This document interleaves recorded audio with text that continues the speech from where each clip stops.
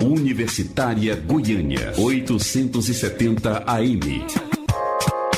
Música, informação e diversidade cultural. Emissora da UFG.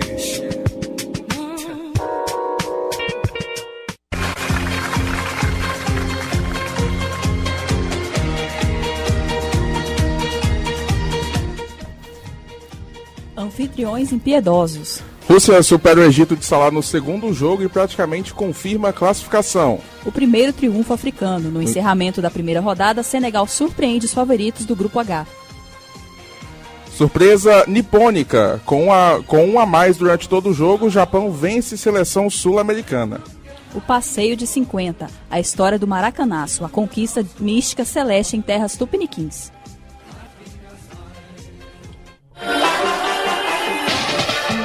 Começa agora o Estação Rússia, o debate diário sobre os acontecimentos da Copa do Mundo 2018.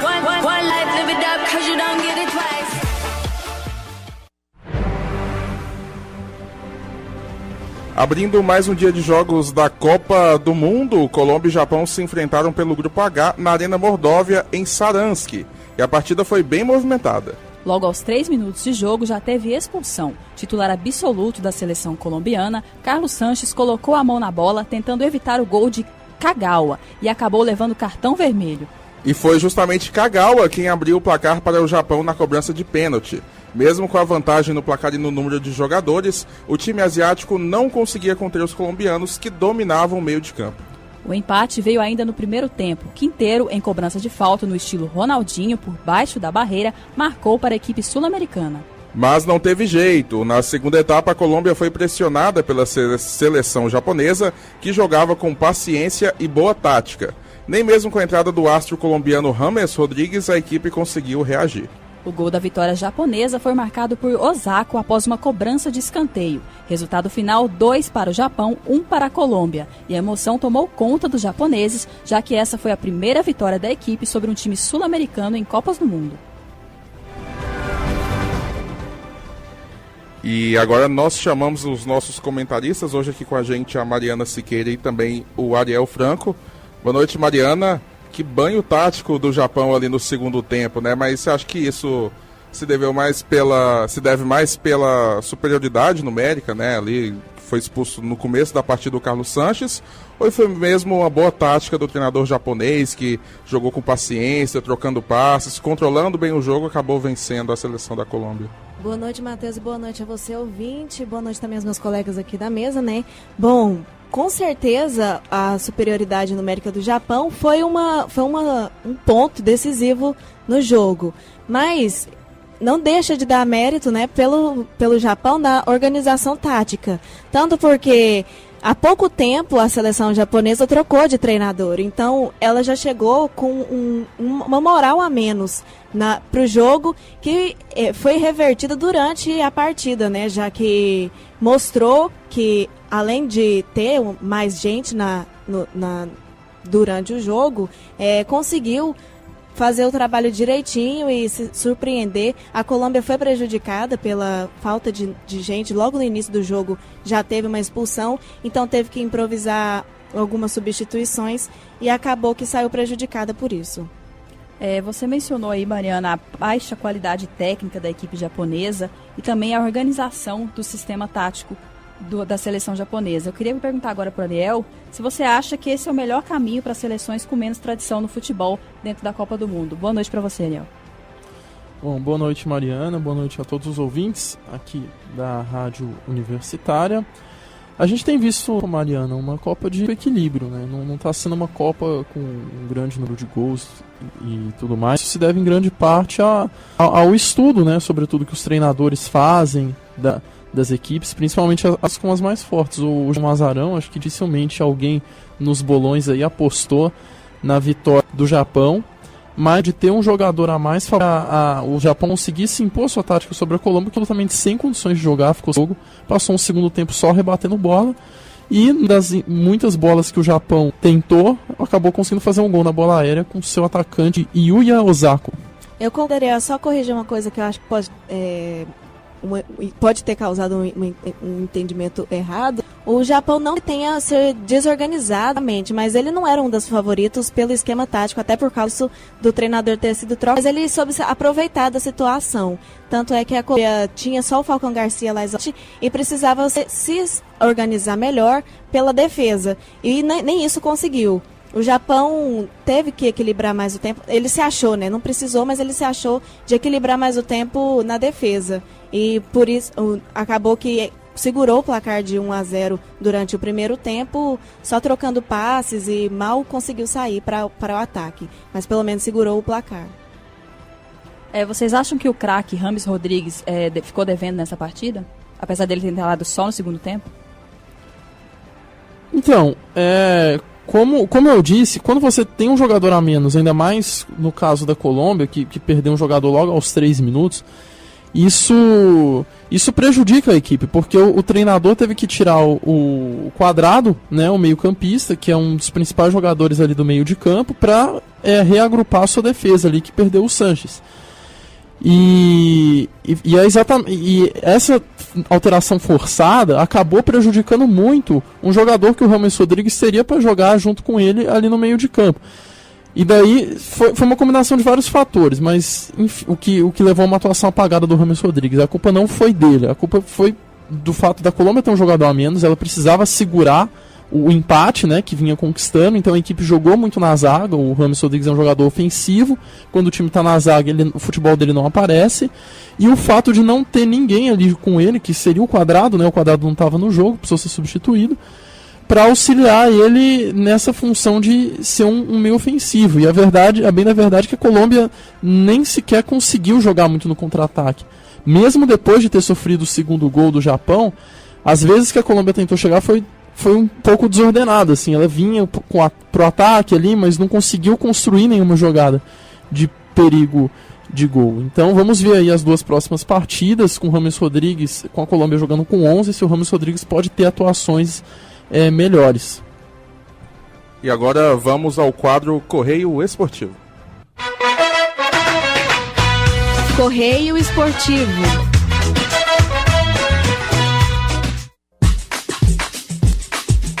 O Correio Esportivo de hoje voltou até a Copa de 1998 e quem mandou o seu depoimento pra gente foi o Sandro Alves. Vamos ouvi-lo. Olha, o que me deixou muito, mas muito mesmo chateado, foi a final da Copa do Mundo de 1998. No segundo tempo, o Brasil perdia de 2-0 para a França. Zagallo decide partir por tudo ou nada e coloca Denilson e Edmundo para formar ataque ao lado de Ronaldo e de Bebeto. Aos 32 minutos do final, Zidane cai no chão e fica ali. E o Brasil tá indo pro ataque para marcar um gol, para tentar o 2-1, né? Mas o que faz o Rivaldo? Chuta a bola para lateral, para atendimento do Zidane. Todos nós sabíamos que era cera. Naquele momento, Edmundo se desespera e eu me desesperei junto com ele e acredito que todo o Brasil. Então essa Copa me deixou muito chateado com o Brasil, com muita raiva naquela época. Essa aí é a minha declaração da Copa de 98, onde eu e provavelmente todo o Brasil ficou muito chateado. Vou deixar com vocês a narração de Galvão Bueno. Um abraço a todos aí. Ronaldinho passou em branco mais uma. Thuram tirou de qualquer maneira. Tem um jogador francês caído. Cafu é quem recebe. Zidane ficou no chão. A torcida francesa reclama que quer que o Brasil coloque a bola para fora. O Rivaldo coloca a bola para fora e é quase agredido pelo Edmundo. O desespero do Edmundo. O Zidane tá ali dando toda a pinta de não ter nada, com toda a malandragem, tá ali o Zidane caído. O Rivaldo botou a bola para fora, o Edmundo enlouqueceu para cima do Rivaldo. Era hora de botar a bola para fora, Romário? Claro que não, Galvão, não existe isso. 2-0, ele tá vendo que é feira, tem que jogar pra frente, tem que tentar fazer o gol, faltam apenas 15 minutos.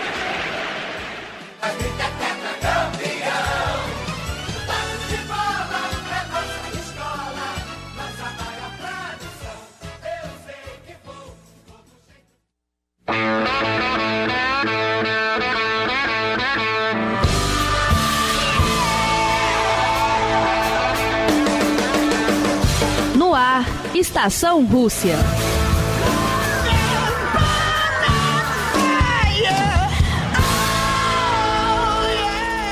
E aqui na Rádio Universitária são 6 horas mais 41 minutos.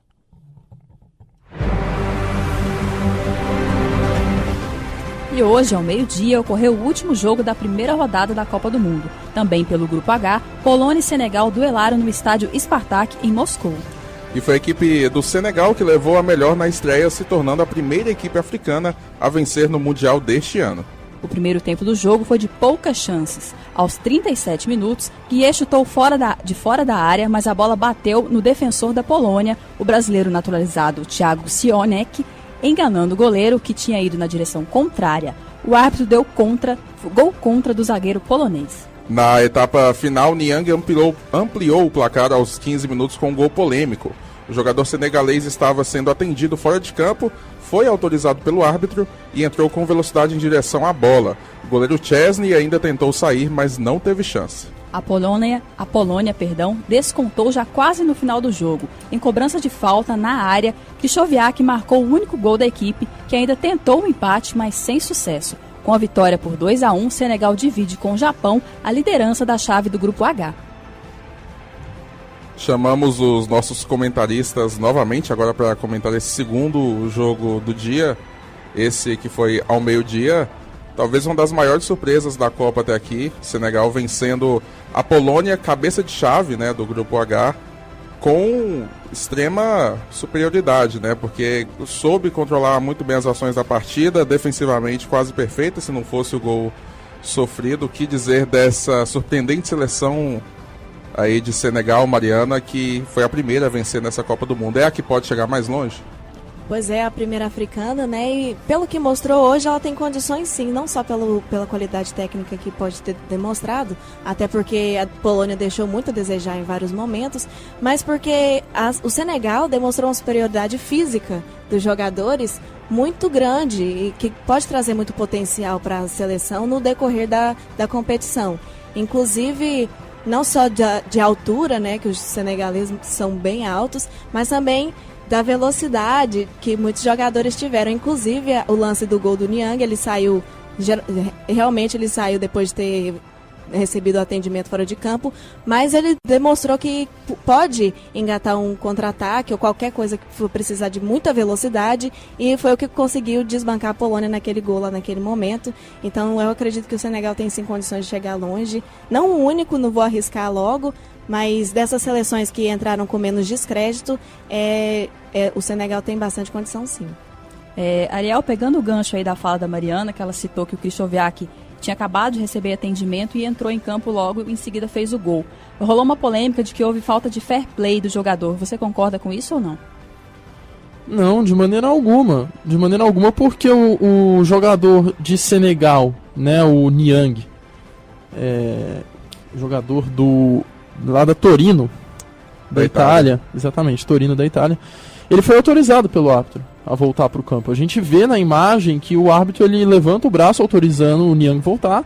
Não houve falta de fair play. O que houve ali, para mim, foi uma falha generalizada de dois dos principais jogadores da seleção da Polônia.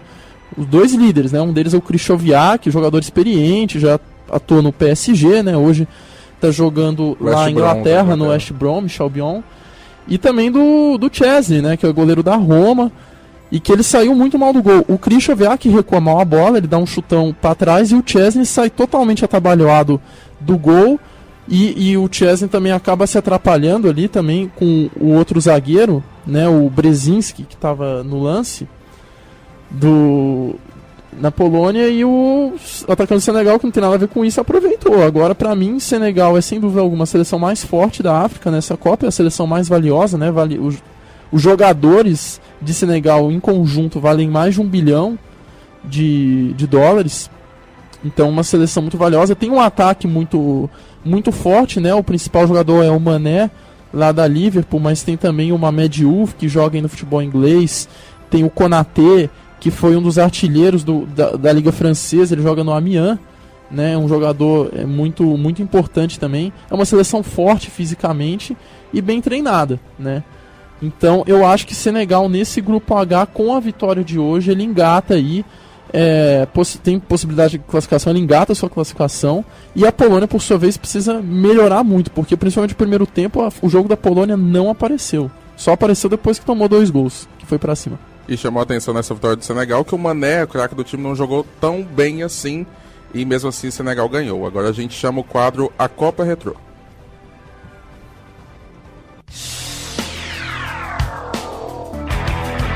Copa Retrô.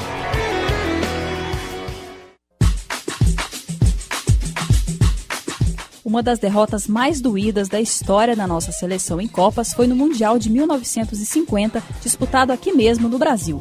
Tudo se encaminhava para o nosso título, até que o Uruguai acabou com a festa. Os detalhes do chamado Maracanaço você confere agora no Copa Retrô.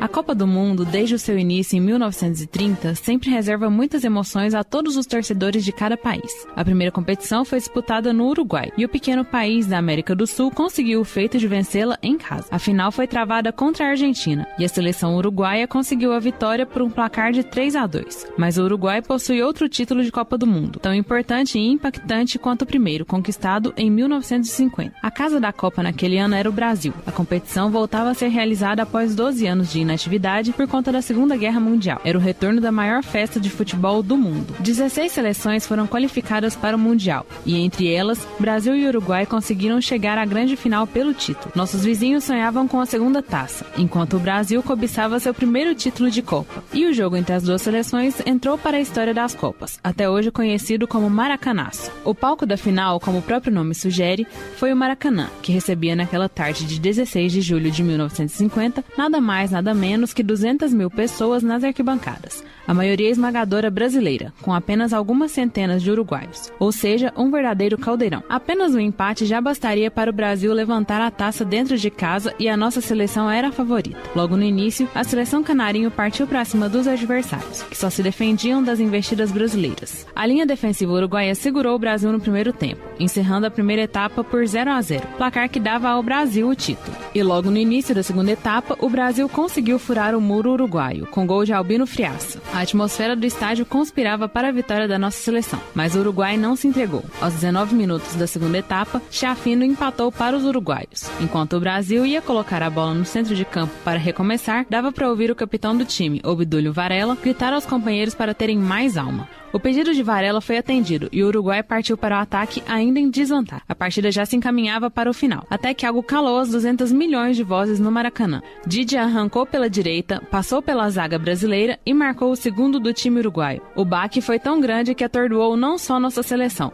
mas também os torcedores. Em uma entrevista, Jules Rimet, presidente da FIFA na época, disse que o silêncio no estádio era absoluto. O próprio Didia, eterno carrasco do Brasil, disse que o silêncio era tão grande que, se uma mosca voasse, dava para ouvir o som de suas asas. E assim acabou a partida. Vitória uruguaia por 2-1. Segundo o título deles, algo que até os mais pessimistas não esperavam. Essa derrota é considerada, junto com o revés contra a Alemanha por 7-1 em 2014, como uma das piores da história de nossa seleção. Mas de lá pra cá, o Uruguai não ganhou mais nenhum título. Diferente do Brasil, que conquistou o torneio em 58, 62, 70, 94 e 2002, sendo o maior vencedor de Copas até hoje. Boletim de Cláudio Augusto na voz de Flávia Silva para o Estação Rússia.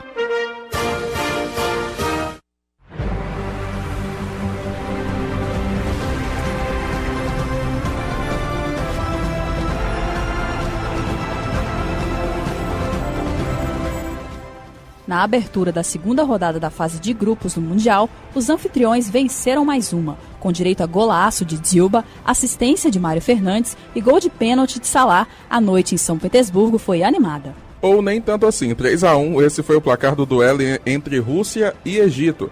Na primeira etapa foi morna, com poucas investidas ofensivas de ambas as equipes.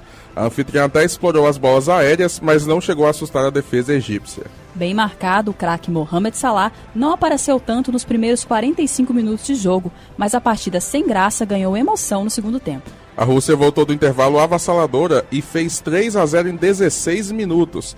Fatih fez contra e abriu o marcador após chute de Zobnin. Aos 13, Mário Fernandes chegou na área egípcia, ganhou da marcação e cruzou rasteiro para Xerichev, que não desperdiçou. E nem deu tempo de comemorar direito. 3 minutos depois, Dzilba, com um golaço, ampliou a vantagem russa. Mais uma vez, com assistência do brasileiro Mário Fernandes. Aos 26, Salah sofreu pênalti. O próprio camisa 10 bateu e converteu, dando números finais à partida. Com mais um triunfo, a Rússia está com a vaga nas oitavas de final praticamente garantida, enquanto o Egito quase selou sua eliminação na primeira fase. vamos voltar com nossos comentaristas. A seleção russa tem 2 vitórias na Copa, 8 gols marcados e apenas 1 gol sofrido. Mariana, essa campanha da Rússia te surpreende? Bastante. Não, bem, assim, por ela ser a anfitriã, nem tanto, né? Mas considerando que não era tão favorita assim, por esse tanto de gol, já pode-se dizer que a Rússia já surpreendeu bastante gente por aí. É claro que contra o Egito tem todo aquele estigma em volta do Salah, até porque ele chegou como o craque do Egito, então podia se esperar que ele fosse bastante marcado durante a partida e acabar sendo muito sumido durante o jogo. E isso acabou acontecendo e a Rússia aproveitou isso. E teve outra coisa que acho que nem a própria Rússia contava com isso, que era o Cheryshev, que hoje ganhou também nosso voto de craque do dia, já vou antecipando aí para o ouvinte, e na estreia também foi o craque do dia e acabou sendo um destaque para a Rússia e trazendo aí a superioridade numérica e também moral, né, na partida. E o interessante desse time da Rússia é que o Cheryshev e o Dzilba, os dois fizeram gols nas 2 partidas, eles começaram a Copa como reservas, né, e surgiram como elementos surpresas da seleção russa. E elementos surpresas de uma surpreendente seleção, hein, Ariel? O que explicar dessa seleção da Rússia, que agora podemos dizer, se fosse pontos corridos, a Copa do Mundo seria a primeira colocada. A Rússia que começou a Copa como a penúltima, né, em relação ao ranking da FIFA, só na frente da Arábia Saudita. Bom, então, a Rússia, ela ficou 7 meses, se eu não me engano, sem ganhar um jogo, né? Então, por isso quando a Copa começou, eu acho que ninguém imaginava que a Rússia chegaria à segunda rodada somando aí 8 gols marcados, né? É até o momento a primeira seleção com maior saldo, e tem tudo aí para se tornar, ao final dessa primeira fase, uma das seleções mais conceituadas, mais bem classificadas. Porque se a gente pegar que esse time aí vem com essa moral para jogar com o Uruguai, que é uma equipe que patinou contra o Egito, né? Vamos ver amanhã como é que se comporta contra a Arábia.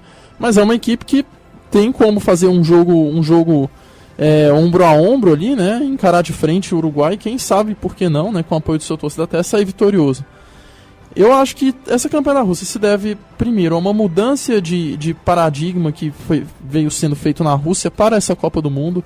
A equipe fez uma campanha desastrosa em 2010, em 2014 também, né? Em 2014 ela era treinada pelo italiano Fábio Capello. A equipe nem sequer conseguiu passar de fase. E isso gerou uma mudança mesmo de paradigma. O país viu que precisava modificar sua maneira de enxergar e treinar futebol para vir para essa Copa, né? E eu acho que os jogadores entenderam isso. É uma seleção que mistura aí jogadores jovens, né, com jogadores mais experientes, né? E essa, eu acho que, tipo assim, a gente tem alguns líderes em campo como o Akinfev, né, o Samedov mesmo, jogadores experientes, e o principal deles, o Ignashevich, né, que tem 38 anos. E algumas boas surpresas aí, como o Cheryshev, o Gazinski, né, que inclusive foi o autor do primeiro gol, e o Galavin também, que é um jogador jovem, tem 20 anos, e então 21 anos, melhor dizendo. Então, eu acho que é isso. Essa mudança de mentalidade no país sobre maneira de enxergar futebol, a mistura de jogadores jovens que dão velocidade com jogadores experientes, e também o fato, lógico, de ser o país sede, né? Apoio de torcida e tudo mais, então isso dá um ânimo a mais para os jogadores. Bom, e já que o assunto é Rússia e Egito, vamos agora chamar o nosso quadro Craque do Dia.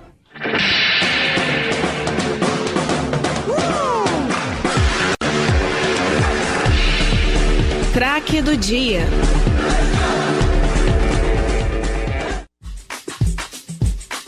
Rússia e Egito jogaram hoje e se engana quem acha que o destaque do confronto foi Mohamed Salah. O protagonista da partida foi Cheryshev, que marcou novamente e é o artilheiro da Copa, empatado com Cristiano Ronaldo. O meio-atacante russo não está fazendo questão nenhuma de receber bem os visitantes e por isso é o craque do dia. Para mais detalhes, confira o boletim na voz de Daniela Versiani. Você ouvinte que está acompanhando a Copa da Rússia, há de concordar comigo que a edição 2018 do maior evento futebolístico do planeta está, assim, no entanto, inusitada. E os jogos que aconteceram hoje comprovaram isso.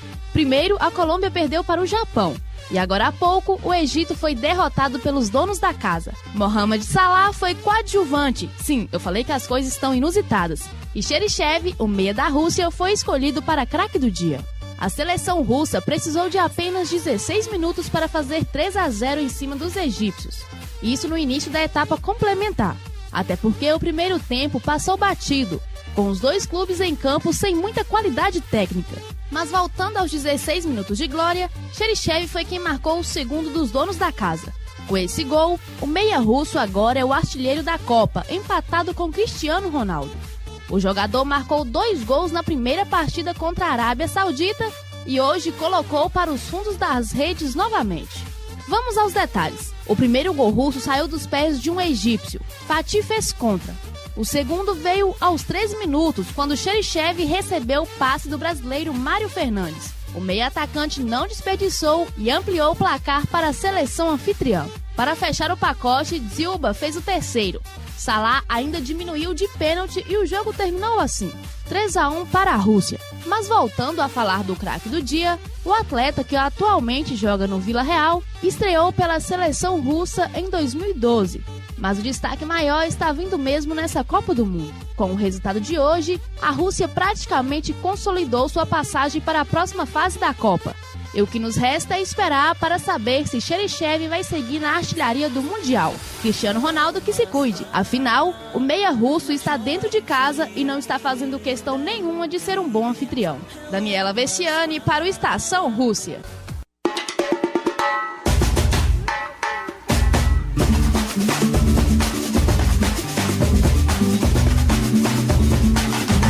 Bolão da Copa. É a Copa de todo mundo. Amanhã 3 jogos na Rússia, Portugal e Marrocos se enfrentam às 9 da manhã no Olímpico Luzhniki em Moscou. Pra mim vai dar 4-0 Portugal. Eu aposto em 2-0 pro Portugal. 4-1 Portugal.